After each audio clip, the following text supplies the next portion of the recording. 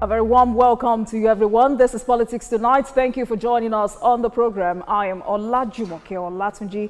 Senate approves extension of capital components of the 2024 budget.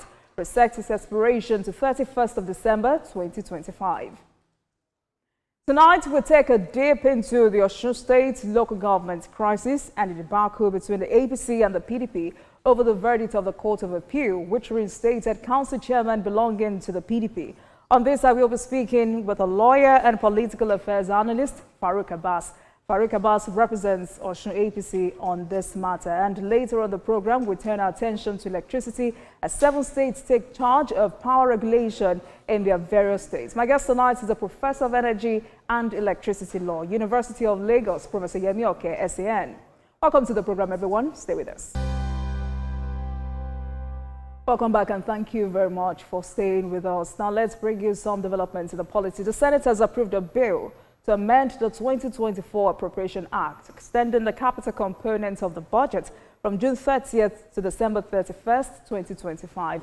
This is the second time the capital spending timeline has been extended, aimed at facilitating ongoing procurement processes and the completion of key capital projects. Lawmakers expressed concern over the persistent delays in capital budget implementation. They asked the Committees on Finance and Appropriations to intensify oversight to ensure effective execution moving forward. To fast-track the process, the Senate suspended Rule 78(1), allowing for the first, second, and third readers of the bill all in one sitting. The House of Representatives is set to investigate the recent killing of 13 wedding guests in Mangu, Plateau State. This comes as President Bola Tinubu declined assent to the National Assembly Library Trust Fund Amendment Bill. National Assembly correspondent Shettima reports.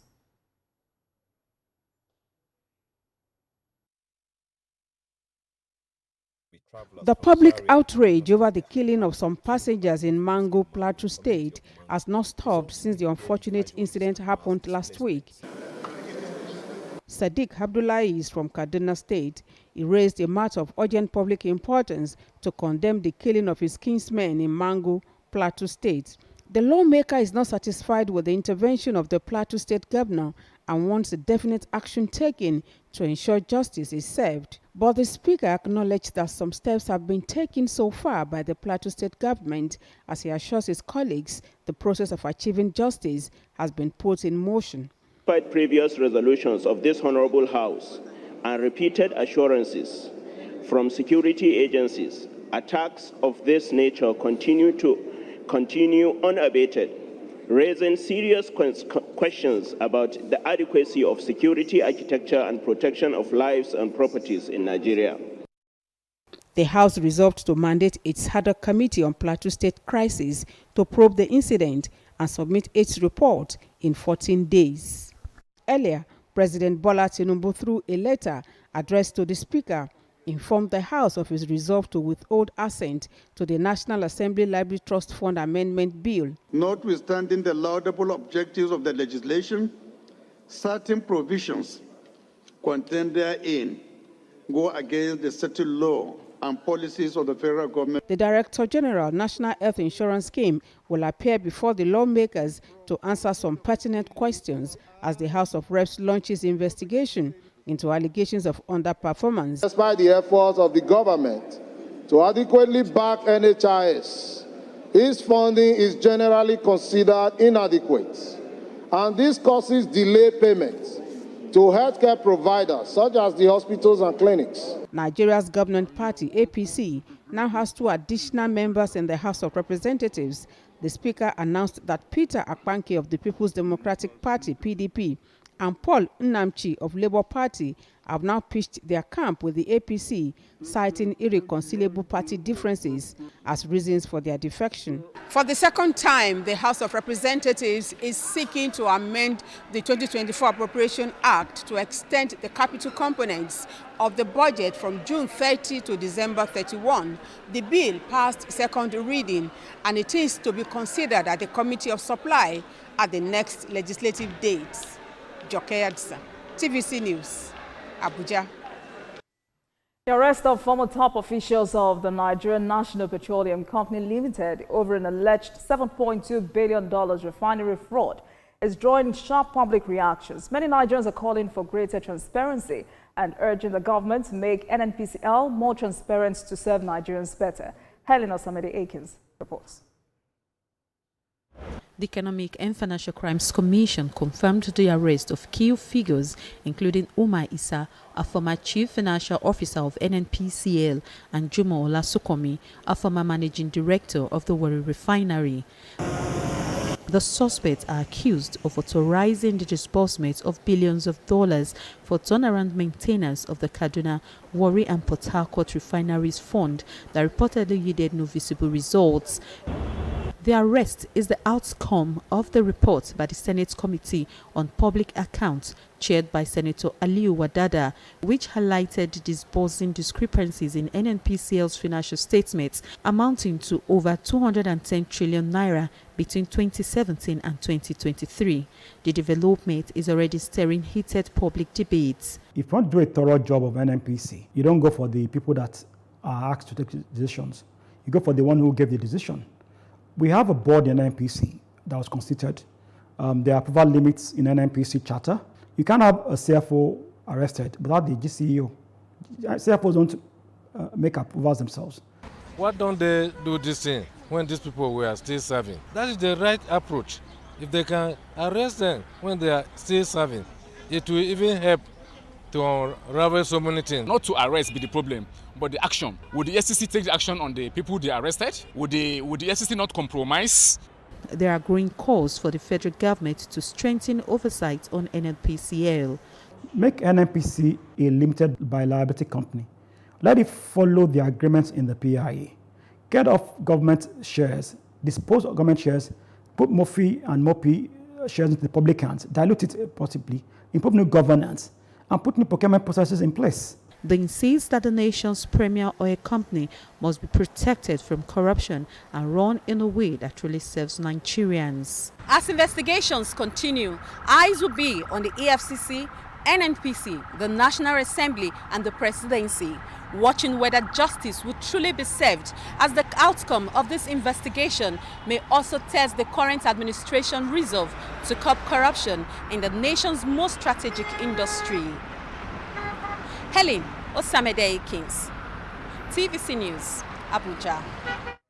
Let's go to a short break, and when we return, we'll get straight into our conversation for tonight. Please stay with us, everyone.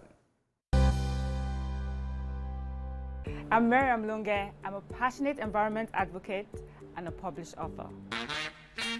I am the founder of Celebration, a businesswoman, and a fashion icon. I am a wealth coach and a real estate developer. I am Amako Arakwe. I'm a corporate commercial lawyer and an entrepreneur. Welcome to our hacker. I am Ramatu Shehu Oyibo, an entrepreneur and a business coach. I am the voice of an average Muslim woman, an hijabite, and a lawyer. I am a polymath and a serial entrepreneur. I am Murayo Afolabi Brand, Managing Director, TVC Entertainment. I'm a media consultant, producer, and broadcaster. The ladies of Your View are made of women from different professions, tribes, cultures, and religion. Join us every Monday to Friday as we share our views on topical and social issues.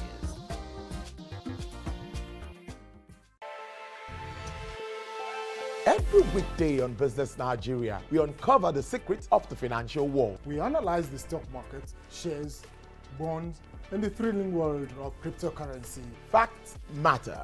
Our team dives deep to separate fact from popular opinion. We simplify complex government policies as it impacts your everyday life, helping you navigate the ever-changing financial landscape. Watch Business Nigeria every weekday at 2 p.m. only on TVC News. First with breaking news.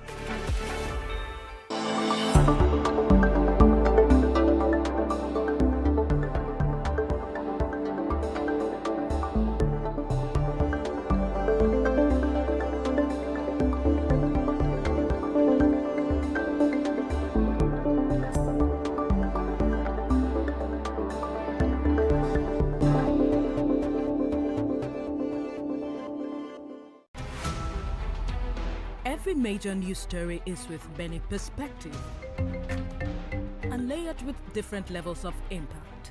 Honey, what time did this happen? We will be right there.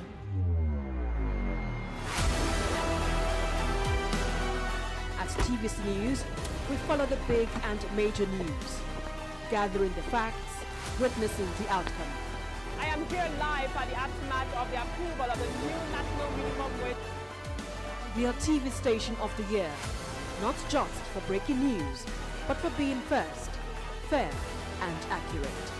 TVC News, first with breaking news.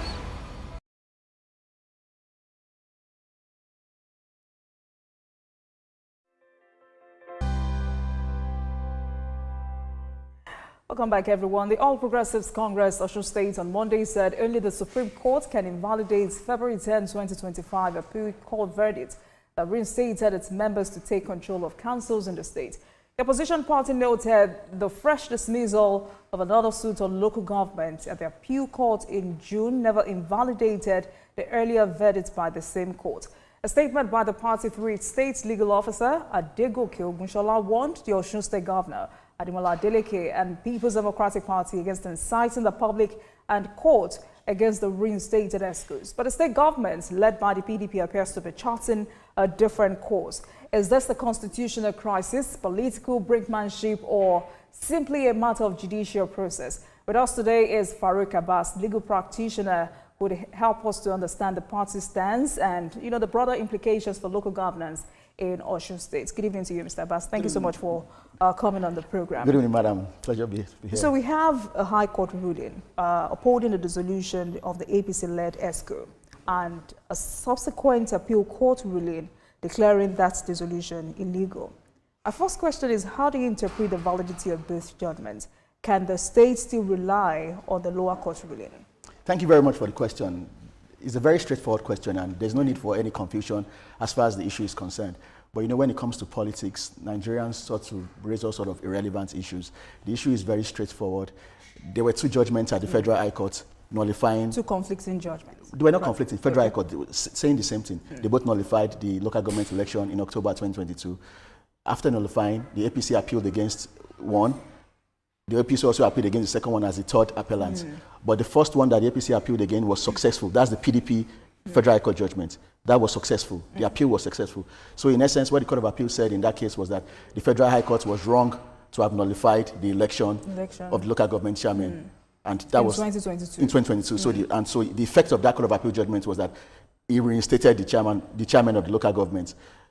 The second judgment was by another party, the APP. APC was also an appellant in that particular appeal, but they didn't pursue the appeal. So sometime in January this year, the appeal was dismissed for lack of diligent prosecution. By the dismissal of that appeal for lack of diligent prosecution, what that simply means is that the second Federal High Court judgment is still valid. But the validity is limited in the sense that when the Superior Court, which is the Court of Appeal, has nullified one of the judgments, you can't bandy about a Federal High Court judgment when we have a Federal High Court judgment. Because the two Federal High Court judgments are the same judgment, same parties, same issues, same judge.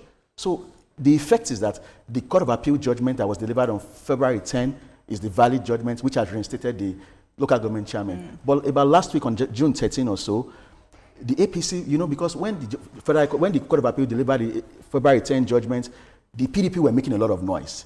And when they were making a lot of noise, as if they were trying to hit the polity and mislead people. So I believe that the APC, in the abundance of caution, decided to say, okay, let's try and release that other appeal. Since the PDP are claiming that the Federal High Court judgment is still valid, let's try and release that one. But in trying to release the appeal, the Court of Appeal said, no, we are not going to release this appeal because it's going to look like we're trying to compete against another Court of Appeal judgment. And the Court of Appeal said other things. So in essence, although that Court of Appeal second decision seemed to say that the Federal High Court judgment was still valid, when you have a Court of Appeal judgment and you have a Federal High Court judgment, even a law school student will agree that the Court of Appeal judgment is superior to the Federal High Court judgment. So there's no confusion. What you have told us tonight is that the appeal court ruling automatically overrides the High Court's decision. Exactly. So the second part of that question is, almost the Supreme Court now resolve this contradiction? There's no contradiction. Okay. And there's no contradiction because the AGF agrees with the interpretation. The IG agrees with the interpretation. Any independent lawyer who reads it, who is not holding a political appointment, would agree with that decision. So if the PDP believes that the interpretation of the APC is wrong or is political or is jaundiced, they are the ones who should go on appeal. Because a party who is satisfied with a judgment doesn't go on appeal. So the PDP they don't know what they are doing. They're just trying to overheat the polity and mislead their followers. They're talking about overheating the polity, because the APC says, and please let me quote this: the latest act of mischief unleashed by the governor and his party men were caused by the latest decision of the Court of Appeal of 13th June, refusing to release the appeal of the APP, that's the Allied People's Movement, APM rather, and the All Progressives Congress. So clearly the APC is maintaining that the latest really had no bearing on the federal February 10 judgment of the Court of Appeal, which according to the party reinstated its sacked chairman and councillors. But for the purpose of clarity, was there a specific directive in the ruling ordering immediate reinstatement, or does that interpretation come from the APC's legal ending? No, you know, if you look at, because the way appeal matters work is that when you go on appeal, you have reliefs that you are asking on appeal. The APC was dissatisfied with the judgment of the Federal High Court, and it appealed against that decision, and it asked for several reliefs. Part of those reliefs include reinstatement of the local government chairman. And the Court of Appeal simply held that the Federal High Court judgment was wrong, was invalid, because it was delivered with lack of jurisdiction.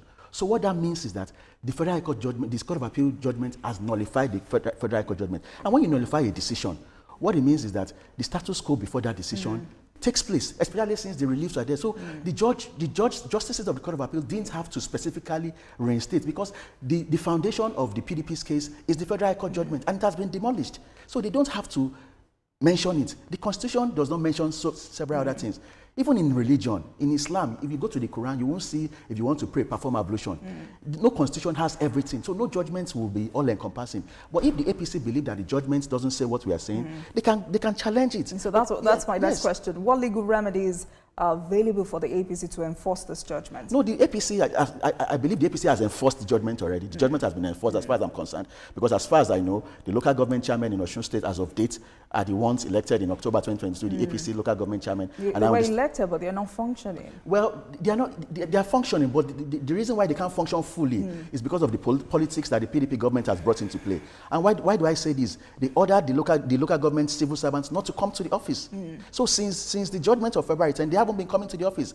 But the local government chairmen are trying their best. I understand that they are currently going through the administrative process to access their funding. And I believe that any moment from now, their funding should be released to them. But as far as we know, they are recognized and they are functioning.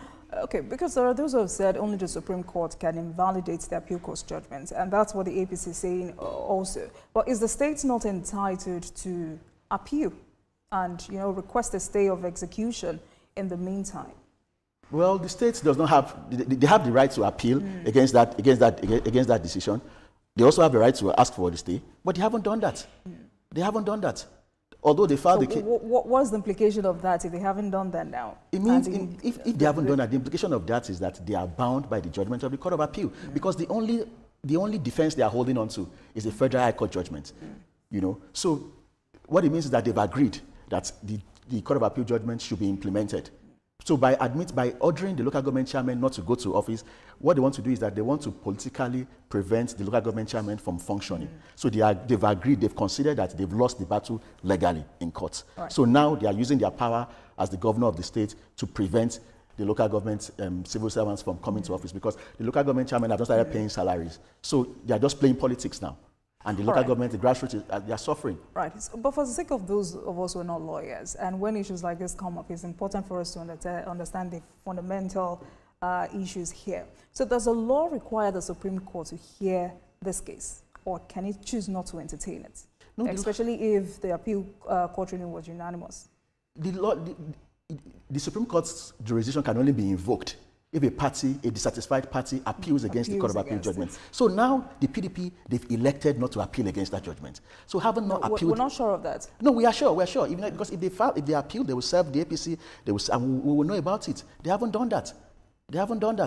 So if they've not done that, it means that they've tacitly admitted. And the reason I know they've not done that is because they know that if they appeal against it, they will fail on appeal.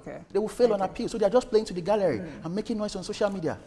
So there was another case, and I do not know if there is a relationship between both cases. There was a withdrawal of a case, the Attorney General of Osun State versus Attorney General of the Federation. And I have a document before me indicating that the state government withdrew their case. First, is this a different case? Do you know about that case? Yes, I know about the case. So It's a different case in the sense that the subject matter, there are different suit numbers, but it's the same local government issue.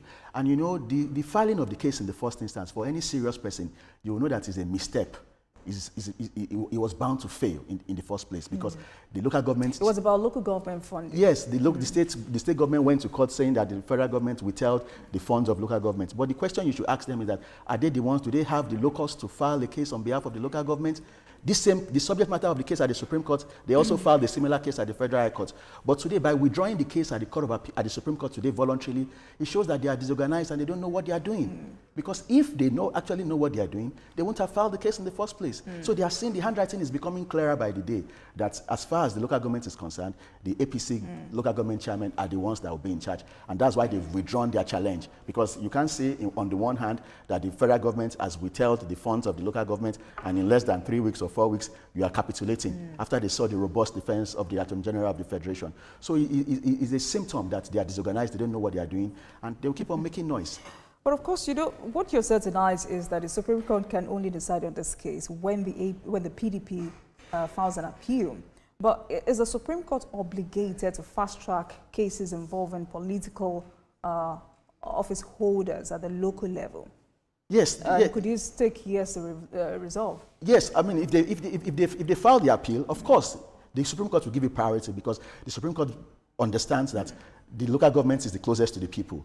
And when they can't function, it affects the whole country. It even affects the Supreme Court itself. So if the case were to go before them, they will have fast-tracked it. And again, the case the Osun State government filed at the Supreme Court, the reason why they withdrew it as soon as possible is because they know that the Supreme Court will have heard it any moment from now. So in order to save themselves the shame of having a judgment that will be against them, they've withdrawn it. So if they appeal, of course the Supreme Court would hear the appeal in an expedited manner. All right, let's go over this issue again.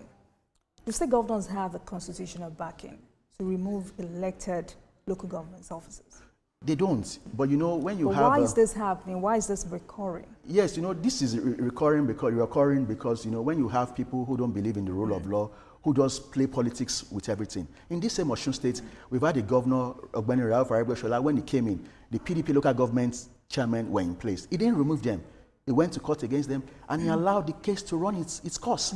But in the PDP's case, you took the APC chairman to court. Even if the court had nullified the election for the sake of argument, if we concede that the nullification of the election of the local government chairman was even valid in the first place, they have a right to appeal. And until they appeal, you can't remove them from office. But because the PDP governor had a predetermined motive, immediately the Federal High Court delivered its judgment. Instead of it to allow them to exercise their right of appeal and fully run through that course, he signed an executive order removing them from office. So in the first instance, it was wrong of the governor to have removed them from office. Because the fact that a court nullifies your election doesn't mean you must leave office until you finish your appeal process. So what is the foundation of this crisis in the first place is the ill-advised action of the governor of Osun State in removing the local government chairman from office. By another legal practitioner. It's not, the governor is not a legal practitioner. I know. Yes. The State Attorney General must have advised him. Well, interestingly, if you see, the State Attorney General has been very silent. I find it very surprising. For the past 2 weeks, he hasn't issued a statement. I'm yet to see it, confirming that the Federal High Court judgment is superior to the Court of Appeal judgment. Those who are making noise... I'm sure there are lawyers defending this case in court. When you see lawyers who are collecting salaries and who believe that they have to do their job. But I don't believe that... So what does this say about the integrity of the profession? Are you embarrassed on behalf of your colleagues? I wouldn't say I'm embarrassed because you know, people say that the law is an ass, you know, and when it comes to a state like Osun State, you know, ignorance thrives a lot because of the high level of illiteracy. So what you find is that those who are actually banding about these issues are not necessarily lawyers. The lawyers amongst them are very few, and if you look at them, it's either they are an appointee of the government or they are on salaries or they are a member of their political party. So, you know, that's the way I see it. So I feel that I wouldn't say I'm embarrassed because I know the governments in Osun State, they play politics with everything.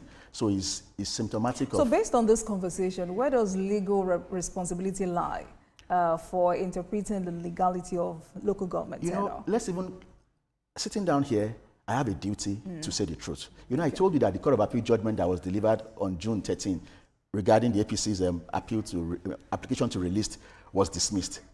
The APC lost that process. So it would be wrong of me to come and start trying to defend or try and say the process favored the APC. It didn't favor the APC. So I have considered that. And I also considered that when the Federal Court delivered judgment nullifying the election, it was valid. So now what I'm simply doing is that I'm interpreting what the judge has said in their judgment. All right. You know, and not everybody might want to say, not everybody might want to do that. Even if I have interest in politics, I should be able to remove my political cap and use my legal professional cap. Thank you. I would have loved to ask you if your thoughts the judiciary should intervene more strongly in protecting the autonomy of local government. But sadly, we're out of time. Thank you so much for joining us in the program. Farouk Abbas is a legal practitioner and also a political affairs analyst. Thank you so much for your time. Thank you for having me. Thank you. Pleasure. Now let's go to break. I'll be right back. Please stay with us.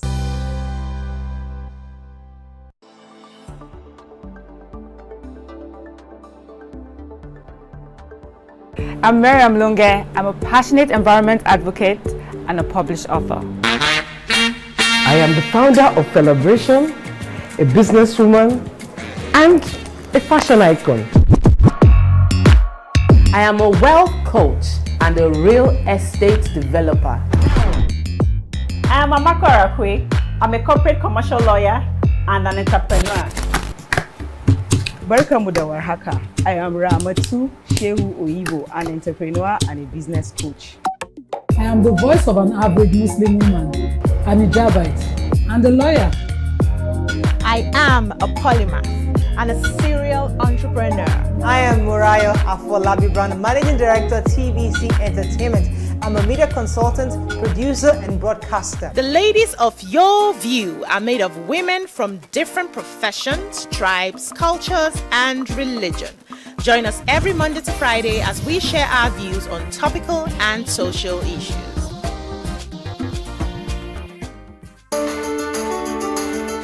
There is always more to a story.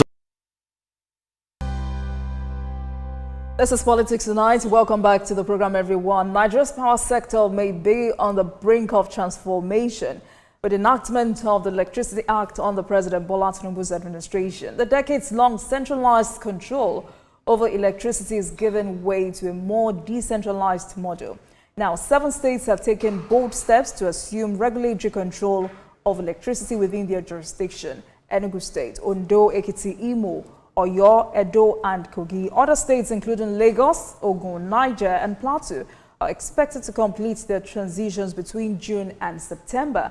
Anambra, having recently passed its electricity law, is also gearing up to join the list. But the questions tonight are the states prepared for this responsibility? Will it lead to improved power supply, private sector investments, and true energy federalism?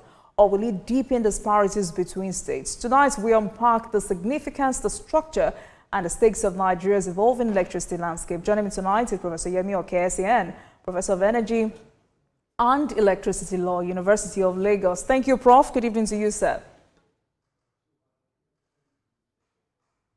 Prof, can you hear me? Good evening to you. Prof, you may need to unmute your device. Can you hear me?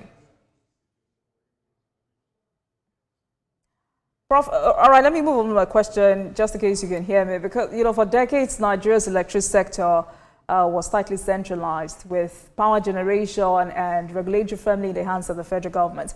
But that structure is changing. With the President's Electricity Act now in effect, 7 states have begun taking charge of power regulation. Some have said this marks a significant shift towards decentralization and subnational energy governance. For you, what does this mean for the future of electricity supply? You know, you look at investment and energy justice across Nigeria. What does it mean?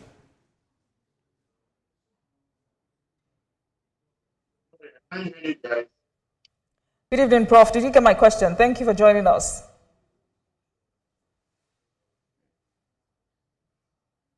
Prof, can you hear me? Did you get that? Hello, sorry, I can't hear you clearly. All right.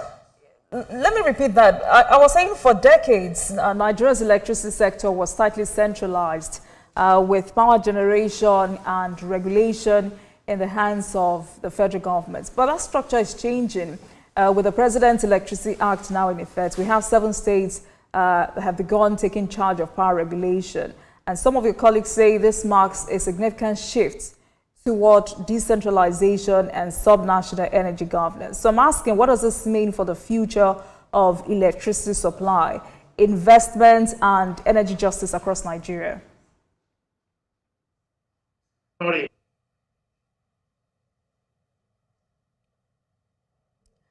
Prof, can you hear me? A bit of I can't hear you. All right. All right, let's take a break, Prof, and within that period, we'll try and fix this. Thank you.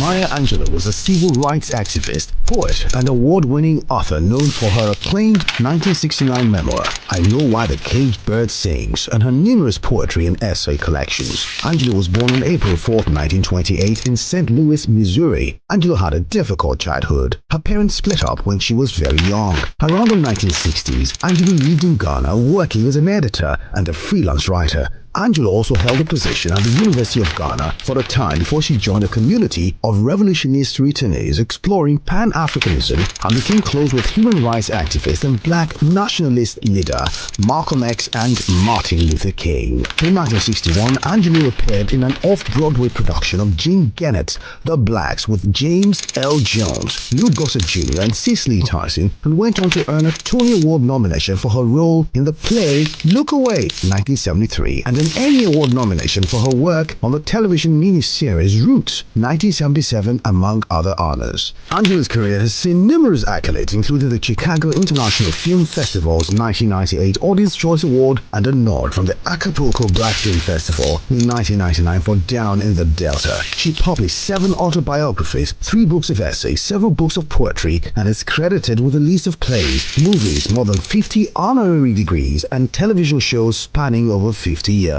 She also won 2 NAACP Image Awards in the Outstanding Literary Work Non-Fiction category for her 2005 cookbook and 2008 Letter to My Daughter. After experiencing health issues for a number of years, Angelou died on May 28, 2014 at her home in Winston-Salem, North Carolina. In May 2021, it was announced that Angelou will be one of the first women to be commemorated with a new series of quarters from the U.S. Mint.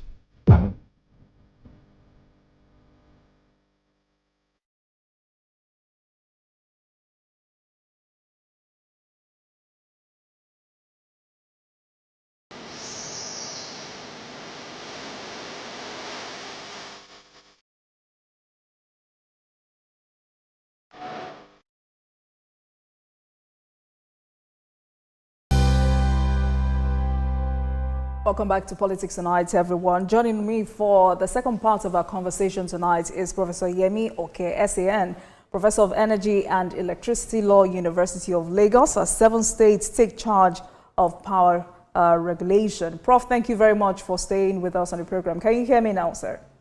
I can hear you clearly. And so I'll say, sorry about it. Right. So I was saying for decades, Nigeria's electric sector was tightly centralized, with power generation and regulation firmly in the hands of the federal government. And some of your colleagues say that structure is changing with the President's Electricity Act now in effect. We have 7 states that have begun taking charge of power regulation. And they also say this marks a significant shift toward decentralization and subnational energy governance. So I was asking, what does this mean for the future of electricity supply, investment, and energy justice across Nigeria? Again, thank you very much for having me. It means a very bright, perhaps brighter future for Nigeria and Nigerians.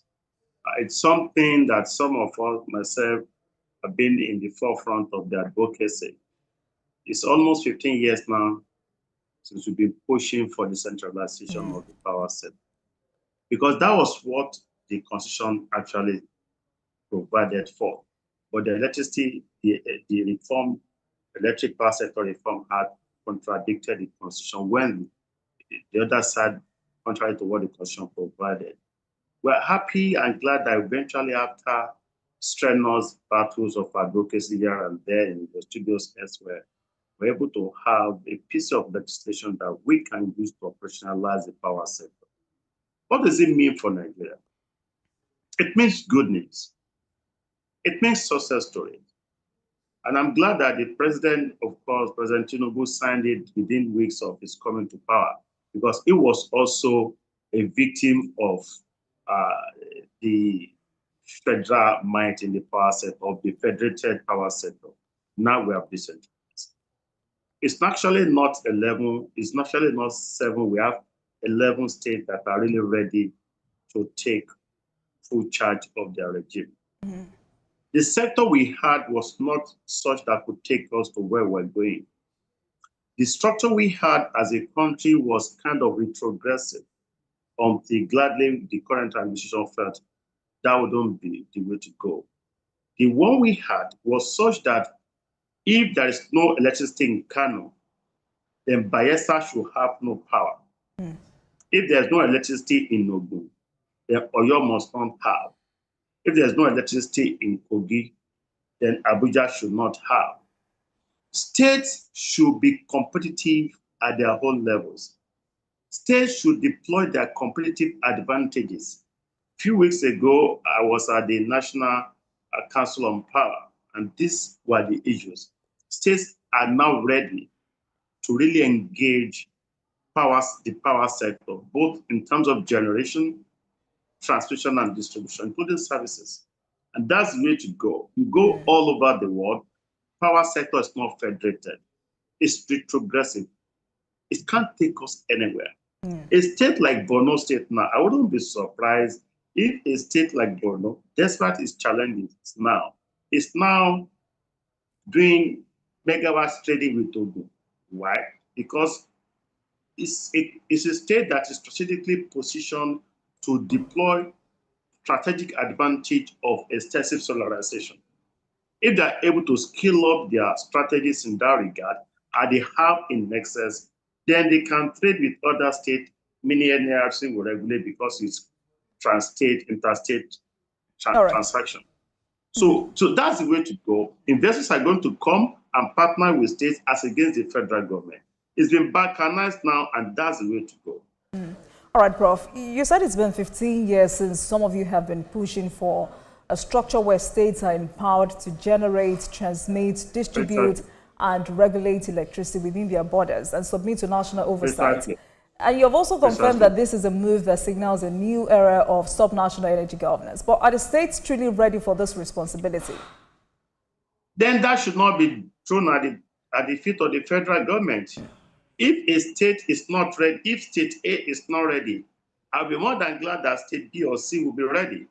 What we are going, which we'll definitely get to by the grace of God, is a level that makes the respective state of Nigeria globally competitive in their own rights. A state by Bayelsa, Kogi, Oyo, Osun, Katsina, and the rest, Kano, should not wait for federal government to start to give them electricity, because it can generate. If they generate in abundance, means development will start to blossom in their states. So states can no longer wait for federal government for them to grow and develop. We've seen trends even in terms of financial autonomy, even at the level of the subnationals and local government levels. We're scaling it up. If, for instance, a state like Kogi is self-sufficient in electricity, it means Kogi is going to develop far ahead than Ogun State. So Ogun State will have to start to do some catching up race to meet up with Kogi. The same thing for Bayelsa. No states in Nigeria will need to wait for another state to develop and become self-sufficient. And that's the beginning of development, actually. Economic development, prosperity for the states that are ready, of course, to seize the opportunity with full consciousness and determination. But for the purpose of the states who are gearing up to be on this line, what criteria must states meet to assume regulatory authority from NERC? And from the information you must have gathered, why has the federal government recently paused further transfers? Let me tell you this. One, if you look at some of the publications, some are 15 years old. I actually stated clearly that we're going to have something like Lagos State Electricity Regulatory Commission, Ogun State Electricity Regulatory Commission, Oyo State Electricity Regulatory Commission, and so on and so forth. because I saw the trend 15 years ago. Now we're getting there. State wouldn't need anything beyond an intention to take over regulatory functions as provided both by the Constitution as amended and the Electricity Act of 2023. Then they engage the NERC, the regulator, to start to work out the modalities. A state that will signal its readiness must be sure that it's ready to attract investment. Let me just tease you. Let me just give you something that will be good news for some, not too good news for others. Our next advocacy is such that we're going to tell the federal government, start backing down and reducing funding for the power sector. Why? Because it's an item both for the federal government and state. Federal government will do its bit, state will do their bit. It will get to a level that federal government might not need to spend as much for federal assets in terms of power because states will be doing so well and states will be growing. So that's what we are saying. So federal government will also need to start to conserve their resources and channel those elsewhere because states will be self-sufficient. States are not expected to dig their hands into their budgetary allocation to fund the power sectors. No, all the states will need to be competitive, to be bankable, to attract prudent, ready, sincere investors in their respective states and deploy their strategic benefits. States like Borno will be strategically positioned for solar extensively. States like Benue and Plateau and the rest, they are naturally wind turbine. They can scale up multiple of options. States that are strategically positioned can deploy hydro. Some like Lagos, Ogun can deploy gas. The South can deploy gas. So states will need to deploy their strategic advantage in the power sector, of course, as their fixed stock. It's not a one solution fixed stock kind of thing. But the trend and the regime we are going is so that the federal government will just even not need to bother about the power sector because the state will be doing so well if they're able to get their indices and their books right. But do you think nobody is going to invest in the state because the state, whatever. They are not. It's not about sentiment. It's about how bankable, how prudent. A state that honors its contractual obligation. A state that is prudent in its financial management. A state that honors its contractual term. Doesn't change terms of contract midway. A state that Prof, doesn't take. I do apologize for interjecting, but do you think the federal government has genuine concerns or valid concerns to have paused further transfers? Because I've listened to the minister on different occasions where he says it was important to proceed with caution because the electricity market is not yet mature enough for widespread regulatory decentralization. There were other concerns. He talked about states' capacity to manage financial liabilities, prevent vandalism, regulate tariffs, and sustain investments in infrastructure. Are these valid reasons? Do state-level agencies have the technical capacity, licensing frameworks, and some have talked about tariff setting mechanisms they need, or are many still underprepared? See, we can't blame the federal government for lack of preparedness on the part of some states.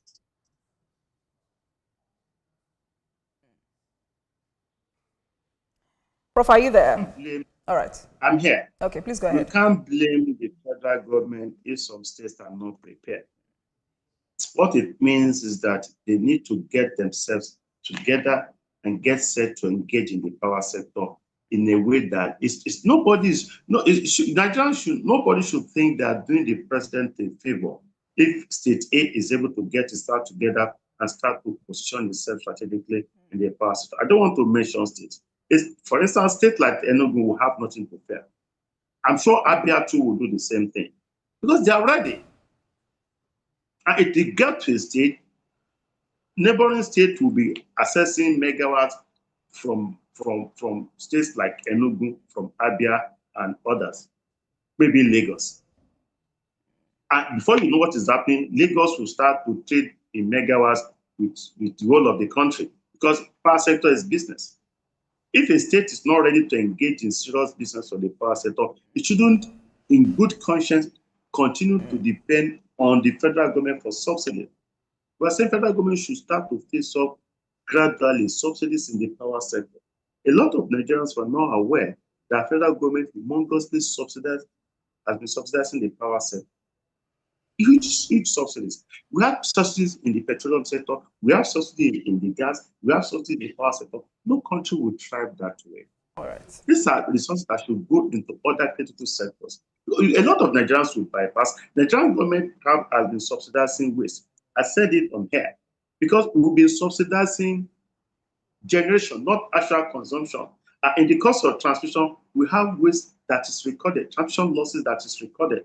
Whereas the federal government will have subsidized all those megawatts that are generated. For instance, if 5,000 megawatts is generated, the federal government gives like 5% subsidy for the 5,000 megawatts. By the time it gets to the end users, the consumers, they might be getting less than 3,500 megawatts.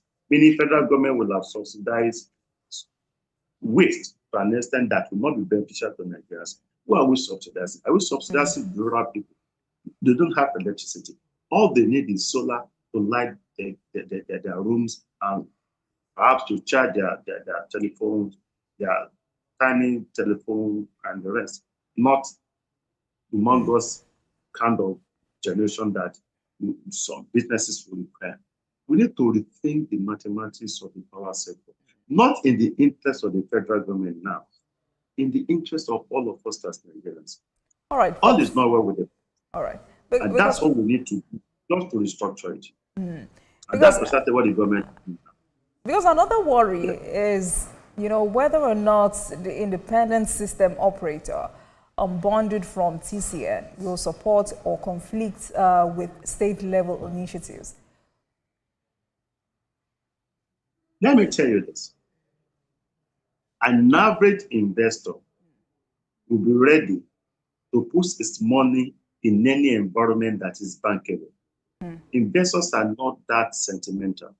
They can take their resources to Sambisa Forest.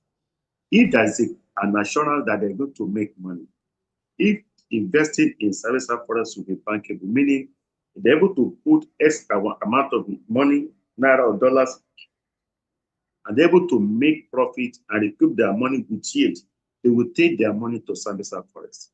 That's business decision, not sentiment. So an average investor, local or foreign, will be willing to invest in any environment that is bankable.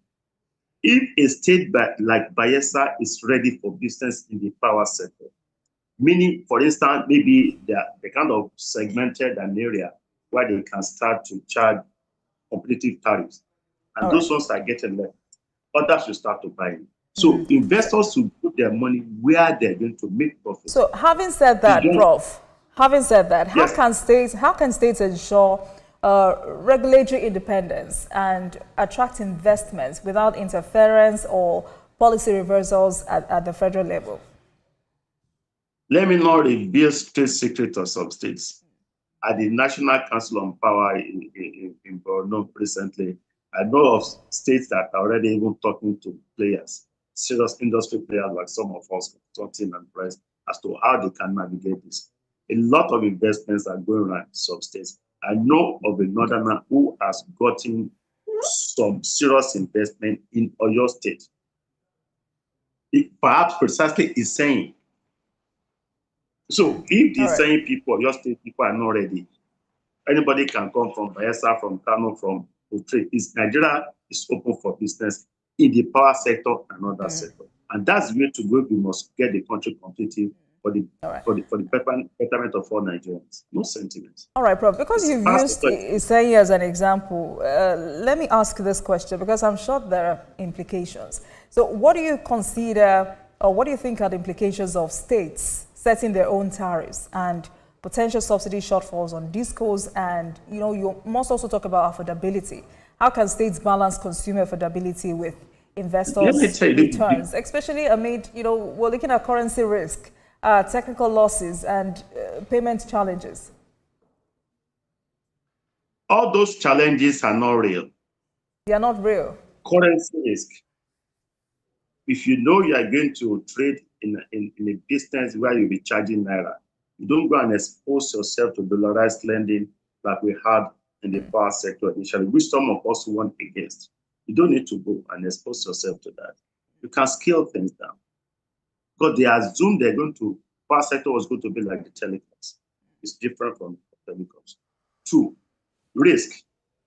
You know, if you are investing, for instance, in Oyo State, the investor will be, the environment will be manageable.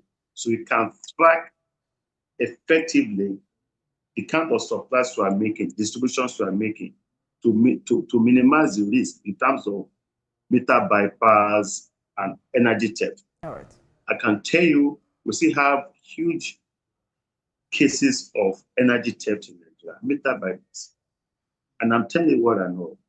So if I'm investing 5 megawatts in Oyo State, for instance, I will have to devise artificial intelligence, drones, and other technologies to monitor where my megawatts are going. So that if I'm supplying 1 megawatt to this neighborhood, if there is theft, I can track it. That's technology for you. All right, but the big boys out there are not ready to even invest to get things done. So there will be efficiency if prudent investors are investing at the level of the state. We're not talking about mega investment now. We are doing small scale decentralized investment. 2 megawatts there, 5 here, 10 here. We're going to light up the country, and businesses will start to thrive in everywhere. All right, Prof. Thank you very much. And it looks like the pros outweigh the cons. Thank you so much for joining us on the program, Professor Yi Okan, SAN, Professor of Energy and Electricity Law, University of Lagos. Thank you so much for your time, sir, and thank you for always. Thank you. Thanks for having me. Thank you. Bye. And thank you very much for watching, everyone. That marks the end of today's episode of Politics Tonight. But before we go, let's tell you that the views and reactions of our resource persons are theirs and have no connection with TVC News. Meanwhile, you can watch the repeat broadcast of this episode at 12:30 a.m. Get in touch with us on our social media handles, Facebook, Instagram, and X at TVC News NG and at Olajumoke using the hashtag Politics Tonight. We're also on YouTube at youtube.com/TVC News NG.